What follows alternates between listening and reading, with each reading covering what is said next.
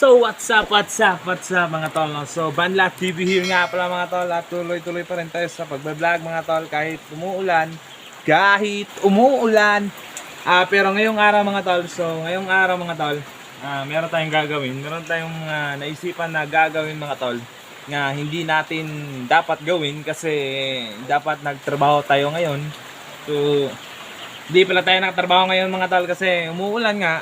So ngayon nga umuulan at medyo may lagnat tayo na medyo gamay-gamay lang mga tol. So meron tayong gagawin dito ngayon mga tol kasi kailangan natin mag-upload at kailangan natin ma-reach yung 1,000 nga mga tol para sa managhan ang atong mga subscribers. So dapat na makita sa mga newsfeed nila mga tol. So simulan na natin mga tol. Simulan na natin yung mga istorya. Woo!